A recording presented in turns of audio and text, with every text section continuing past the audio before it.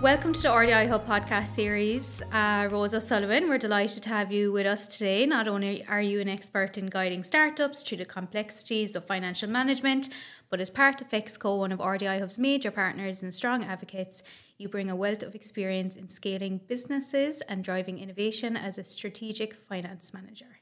So we're eager to dive into your insights on managing finances at different stages of business growth, while also hearing about your experience at Fexco. Thank you for joining us. Thank you, Fionnuala. Yeah, we're delighted. We just had a great presentation with you, so obviously I can't reference it here, but I'm sure the questions that I'm going to ask you will cover everything that you did for those lucky members of ours that got to hear you in person. So just a little bit about your background and Fexco experience. Hey, Fionnuala. Okay, so I'm from County Kerry. I'm actually from a farming background myself, and I always tell everyone that I meet in business that farming is one of the greatest educations you could have. It teaches you all about hard work, resilience, seasonality, managing the ups and downs and the changes in life. And it's really helped me in terms of how I approach my work and my work-life ethic and so forth. So in terms of education, I went to MTU and UL, did a business studies degree. I then went to work with Deloitte and I trained as an auditor there. And I moved on then through my career to work with the Bon Secours Health System and Intercon, which is a renewables company. And I ended up in Fexco about 12 years ago. I've worked in a various number of roles from management accounting to strategic financial analyst, and I'm currently a strategic finance manager. And I work primarily with the Drive division. So I work with the IT area and product and innovation or product and new ventures, and I support as well with our investment activity. So whether that's an acquisition or internally generated innovation, a new idea, or new product or service, or business acceleration, I support the businesses with understanding what the financial requirements are around those asks. Amazing. So startups often struggle with managing their finances in early stages. What are some of the most common financial challenges they face, and what steps can they take to ensure strong cash flow and sustainable growth? Yeah, so I mentor some of the startups in the RDI Hub and also externally. And one of the most common problems they face is a couple of things. Firstly, they want to know about funding. So how do they get cash into their business? Because like the rest of us, everyone needs, money to pay for their rent, their bills, all of that good stuff. So there's a basic level of funding required by all startups just to pay the founder and any staff or resources that they may need to get their idea up and running. One of the biggest problems, I suppose, or challenges that they face is they don't know how much to ask for. So they don't have a sense of how much is an appropriate financial ask. So what I can do is, work with startups in helping them understand what their key costs may be, what they need those costs for. So is it designing a product or service, or is it operationally deploying that to the market? And then I can make sure that if they are thinking about modelling revenues, that they take a realistic approach to this. And while we encourage people to be aspirational and look at their TAM, SAM, SOM when they're looking at their market sizing, we want them to be realistic when they're forecasting revenues, because often it can take longer to onboard those first couple of paying customers and get that cash in. The other thing as well that startups struggle with sometimes is understanding their commercial model and pricing their products and services. So people can take a number of approaches to this. They can look at market-led pricing. They can look at cost plus margin, so what their costs are and the margin that they want to make added to that. Or they can look at the value that they're creating for the customer and try and put some sort of a quantitative measure around that. So what we do is I find with startups that sometimes they just need to start and put some numbers on a piece of paper as a set of assumptions, and then they can test against those numbers and they can validate them as they go through the startup phase. Brilliant. So you've mentioned that a startup's financial needs evolve as it grows. Could you walk us through the key financial priorities at each stage, like startup growth, maturity, and how businesses can adapt their strategies along the way? Okay. So look, in the startup phase like that, generally speaking, it's funding. So getting some cash into the business to be able to get that idea through to assess that there's product market fit. I also think people need to address very early on the basic hygiene factors when it comes to financial processes. So that might mean that you're creating proper invoices, payroll is being done correctly, registration with revenue and your tax returns and so forth. Because once a startup establishes a company, They have a set of legal responsibilities to the company's office and to revenue. And while there doesn't seem to be much value in meeting those obligations, you could land yourself in hot water if you don't. So it's really important to have good hygiene around the financial processes in a business, even at an early stage. The other thing is understanding your commercial model and how you're going to make money and what your potential pricing strategy might be. Now, this is something that will evolve over time. And as you begin to onboard customers and learn from your mistakes, you'll figure out quite quickly where effort is being deployed and how you should be pricing accordingly. But at least initially, you need to come up with some sort of a proposal and then work from there. Another thing as well is key performance indicators or KPIs. I find that we've so much data now in businesses, you could measure any number of things, right? But there are probably just 3 to 5 key metrics that, if looked at a point in time, will give you a health check. So think of it as it's almost like your blood pressure monitor for the business. And if you understand what those KPIs are, it can give you a very quick picture of how the business is performing without looking at any numbers, without looking at any P&L or cash flow statement or anything like that. So moving into a growth phase, like obviously there'll be more sophisticated reporting processes in place, there'll be more established key performance indicators and pricing strategies. One of the things to watch out for there, though, is the working capital management, because depending on the business and whether it's providing a product or service, there could be an element of seasonality attached to that. So there might be some times of the year where the business is going to have more or less cash, and it needs to be able to manage those peaks and troughs so that they can continue to, be in a sustainable business for the long run and be able to pay their staff, revenue, suppliers, all of that good stuff. In the mature stage, then, there's a couple of options. Like, obviously, as a business matures, its ability to grow market share is going to decline or remain static. So what you really want to focus on is looking at your margins and your cost control and making sure that you're optimizing the margin that you can generate from a particular product or service. You also have a couple of longer term decisions to make. So it could be that you might think potentially of selling your company a couple of years down the road. And if you're thinking about an exit strategy which involves a sale, the time to get the company ready for sale is not the day you want to sell it. It's a couple of years beforehand. So, making sure that you've good governance in place, that your numbers are robust and your processes behind them are solid, and that you've got a very clean cost base and you haven't added in additional cost to that business. Another exit strategy might be potentially, if a business is in decline, that you might look at, a wind down scenario whereby you'll manage it out over time if you have another portfolio of products, or you could innovate. And the interesting thing about that is it gives you the ability to continue on a growth curve, but it might mean a pivot from the current product or service that you're providing. So let's say through the use of technology, you may actually be able to either reduce your cost base or add some new features to your product which will make it more valuable to your customers, and either increase the revenue that you can charge per unit or open up new markets for you.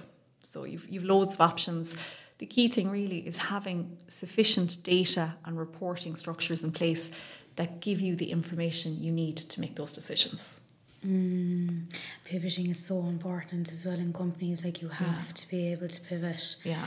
We've seen that with COVID-19 and everything, being shut down and businesses having to go online and quickly pivoting basically to allow that to happen. And I suppose the ones that weren't agile enough to be able to pivot died essentially. Yeah. But like, coming back to, the funding and startups, and I suppose that is the biggest hurdle for startups.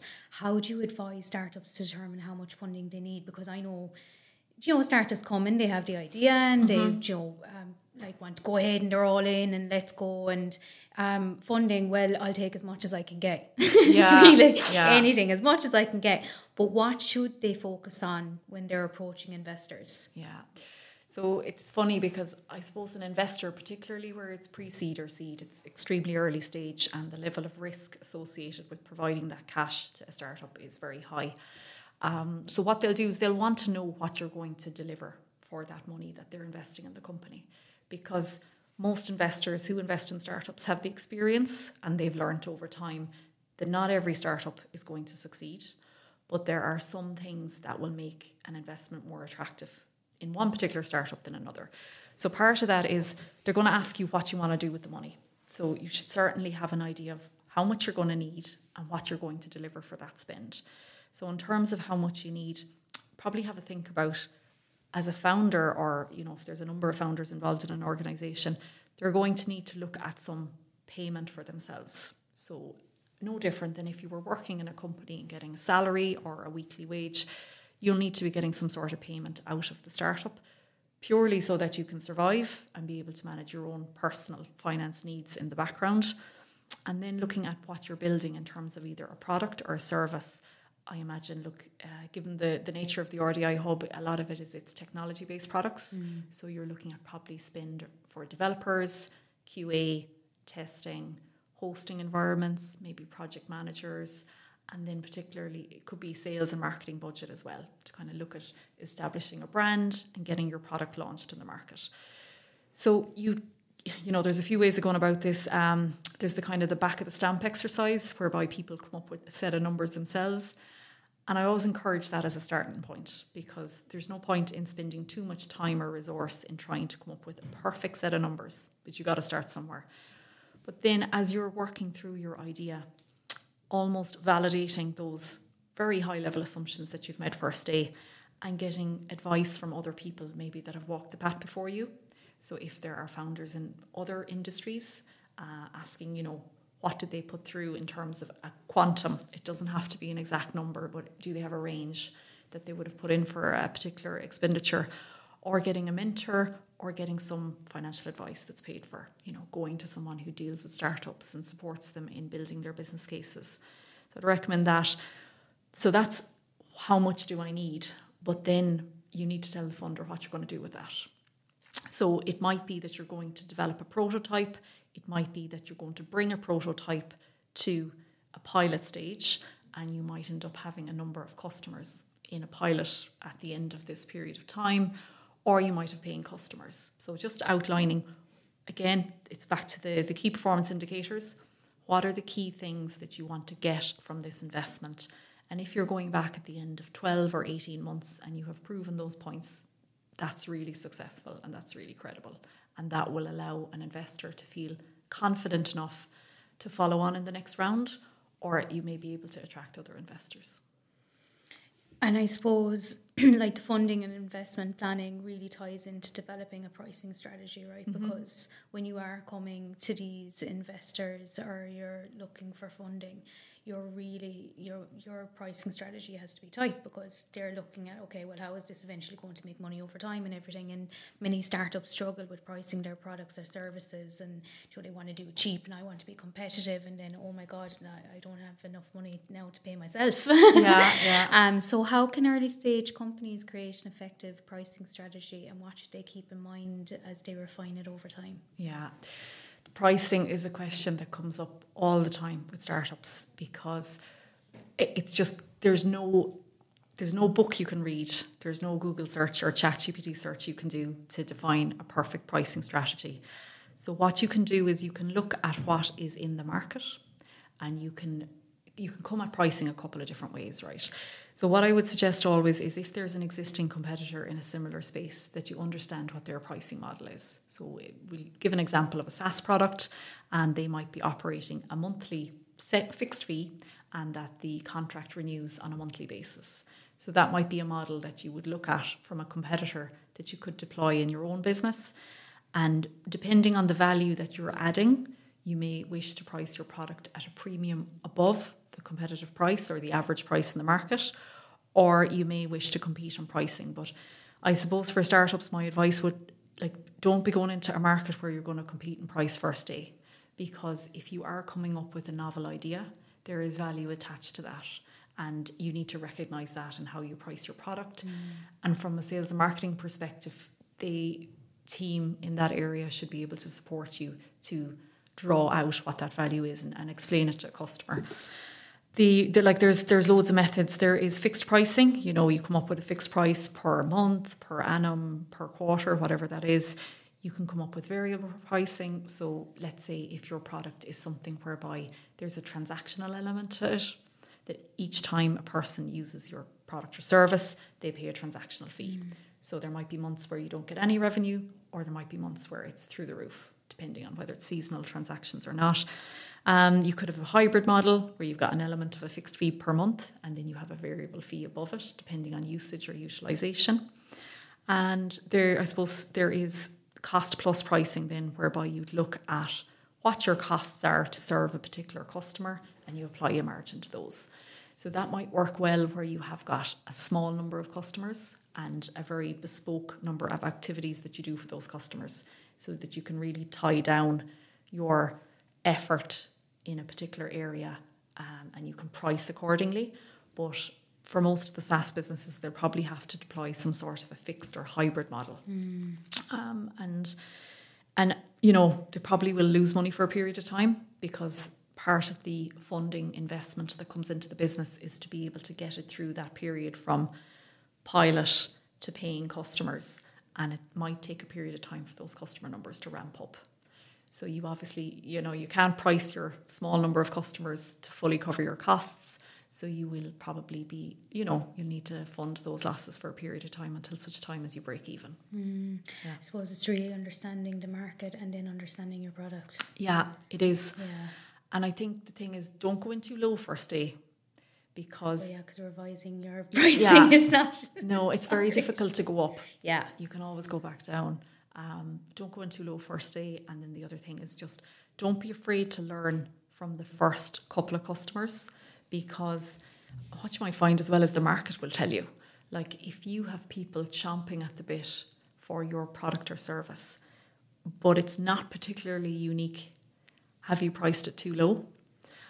If you have a product or service which is superior quality to the competitor, and yet you can't get people to move across to your product or service, what's holding them back? So is it your onboarding process maybe, which has got nothing to do with your pricing? Or is it that the market cannot make sense of the additional value that you're offering, and you need to find a way to communicate that to them? So think about it as well, I guess, from a CFO's perspective. I often think of, you know, someone in an organisation is making a case to buy a product or service, and they have to pass that through their own channels. And that might involve a sign-off maybe by a procurement person or a finance person somewhere. How can that person understand the value that's being created by your product or service versus a competitor? Yeah. You compared cash flow to oxygen for a business. Could you elaborate on some effective ways startups can manage their cash flow, especially if they're trying to scale quickly? Yeah. So the quote was Warren Buffett, famous entrepreneur, multi-millionaire, trillionaire. And he's got a lovely quote, which is like, cash is to business what oxygen is to humans. So we don't think about it, but where it's absent, we can't survive. And to be honest with you, it's one of these fundamental things that businesses often ignore until it's almost too late, and then it becomes a crisis point.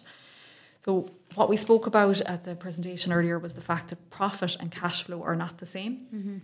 So profit is your revenue less your costs and your taxes, whereas your cash flow is the cash that's coming in to your business and leaving your business. And you may find that you have a profitable business on paper because you've got high levels of revenue, but if those debtors or those accounts receivable are not in a position to pay you, your business could very quickly run into difficulty, because you've got to pay your employees, suppliers, your taxes and so forth.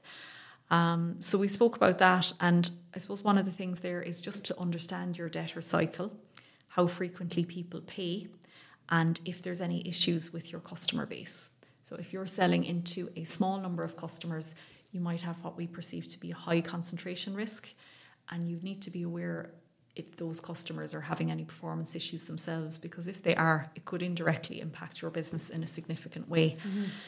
Like cash flow, depending on the maturity of a business, so obviously from a startup perspective, it may take longer to onboard customers and have them pay than a mature or growing business. So it's really vital that a founder understands the key costs in their business and the timing of those costs, and that they're able to, if revenues aren't flowing, that they're able to adjust those costs accordingly to allow themselves a longer runway in which to prove they have product market fit and in which to prove that they can get paying customers over time. Because like the worst thing that can happen is founder burns through the cash too quickly. They come to, they need a funding round sooner than they expected it. They haven't proven some of the points that they thought they would have proven at that moment in time. And it can be damaging for their credibility, and it can be very difficult to encourage a funder to take on additional risk if they already have taken risk and they haven't been proven right. Yeah. So not ignoring the fact that you are a strategic finance manager in Fexco, and Fexco has a lot of success. Or we'll just maybe speak to the rich history of scaling and innovating, because that is the very essence of Fexco. And are there any lessons from Fexco's journey that you think startups can apply when it comes to scaling and managing their financial growth? Yeah. So look, I've been very lucky to work in a number of projects and innovations in Fexco across the years, and I've learned a lot, both from those things which went very well, but also nearly more so from those things which didn't. And one of the lessons that we've learned is that I think the very nature of human beings is to be positive and optimistic when looking at a new venture, because if you didn't think it was going to work out, why would you even try in the first place, right?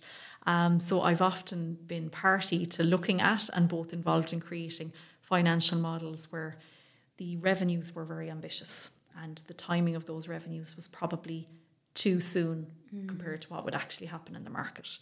So it's definitely one of those lessons for startups, really, is when you're coming up with a set of projections and financial models, you don't build cost in too quickly, because revenue might not flow in the way in which you've anticipated. That's the first thing. Second thing is knowing when to call it a day on an investment. So you may potentially have put a lot of money, time and effort into a product or service, and it's not working out in the way which you think. So you've two options then. All right, well, you've a number of options, but you can keep going and bury your head in the sand, and at some point that will just bite you, right? You can look at pivoting. So what can you learn from the customers that you've spoken with about your product or service, and what is it that either attracts them or isn't attracting them, and can you pivot, can you change to be something that's more compelling to the market and that can ultimately generate revenue? And I suppose the other thing is stay the same, pivot and innovate, or call it a day, right? And the calling it a day is probably maybe a more extreme version of option one, which is where you're going to run out of money anyway. But if you call it a day, you go, look, this isn't working. I don't have the appetite for a pivot at this point in time. So you're going to gracefully exit the business. So that might not necessarily mean that you close it down. It could be that you look for a partner who's in that space, who needs the very thing that you have created to make their product go from 0 to 90. And you just have one part of the jigsaw puzzle that they need. So you could actually end up realising value in that. Or you might end up just winding down the entity over time and moving your effort and your time and your money into something else that's more fruitful. Yeah, it's very much balancing innovation and financial discipline. Yeah. Innovation is critical for growth, but it can also strain resources. Is there any advice startups, that you'd give to startups to balance their desire to innovate with the need to maintain financial discipline? Yeah. So like the financial discipline piece, it's pure, it's hygiene. If you don't get thanked for doing this stuff, but if you don't do it, you could create a big problem. So making sure that you're meeting all of your regulatory and compliance obligations is going to keep you in good health, both from a company's office and a taxation or revenue point of view. That's a real basic. But also it helps you maintain your relationships with banking partners. So if you need funding down the road from a bank and you want to go for a loan, if you've got, really good, robust accounting processes in place, it's going to make that much easier. Or if you're thinking about a sale event and you want to sell to somebody and you're able to pull your management accounts off your system on a monthly basis and you're able to give them a set of a 3-year forecast at the drop of a hat, that's really going to save you so much time in the long run if you meet an investor and you need to have a discussion. Also, just being able to monitor your cash flows almost on a real-time basis, or at the very minimum, at least monthly, and be able to see 3 months down the road. How is your cash burn? Because if you can see an issue coming down the horizon, you're better off to address it now rather than waiting until it's too late. Time is everything. The more you can do to be proactive, the more time you have to respond, and that just saves you from being in this situation where you are at the mercy then of a funder or a bank, or you're in trouble. Well, it definitely helps with like preparing for financial uncertainty. Yeah. And even forecasting to drive business decisions and things like that. Like it's super important. And we are coming to the end of our little podcast here. So just a final piece of advice. What is the one piece of financial advice you would give to entrepreneurs who are just starting out and might feel overwhelmed by the financial side of the business? Okay. So I've loads of advice, right? Rose does mentoring with RDI Hub. Loads of advice. Okay. Oh, can I give a few bits? Yeah, absolutely. Okay, Go for I'll give it. a few bits. Okay, so the first thing is don't be afraid, right? Don't be afraid of having a conversation around finance. Either get a mentor or maybe just bring someone into your business that has some financial acumen, and educate yourself enough to be able to speak in the language of investors. Even understanding basic concepts like EBIT and cash flow can help you have a more informed discussion, and you can also have an appreciation of what they're looking for when they look at your business, because I find founders are so caught up in the idea and how wonderful and beautiful it is, and communicating that to the investors sometimes forget the kind of day-to-day or the more routine stuff. So educate yourself in terms of financial jargon and how you'll talk to that. And just put good governance in place from day one. So make sure that you are tracking things like metrics, make sure that you're being compliant and you're setting yourself up in the right way, so that hopefully when that growth phase comes, you're not worrying about the numbers. Then the last thing I would say is, from a projection perspective and looking for funding, don't be afraid to start. Like everything, we all have a tendency to procrastinate, leave things to the last minute. I think it's a great idea for founders to just sit down with a piece of paper, jot down what they think their key costs are, what their commercial model might be, what some very high level assumptions could be for a financial model. Once you get those projections down, you then have a base from which you can actually test. So you can go and validate what you think a developer might cost. You can go and check the market for that. Or you can go and see if a commercial model that you have come up with is actually known in the market and is reasonably understood by customers. So don't be afraid to start, reach out, get the support that you need, and just become comfortable in speaking the financial language, because that's how the world works. I know. Oh my God, amazing. Thank you so much. Thank you for taking the time out today, for joining us, for all of your insights, advice, everything.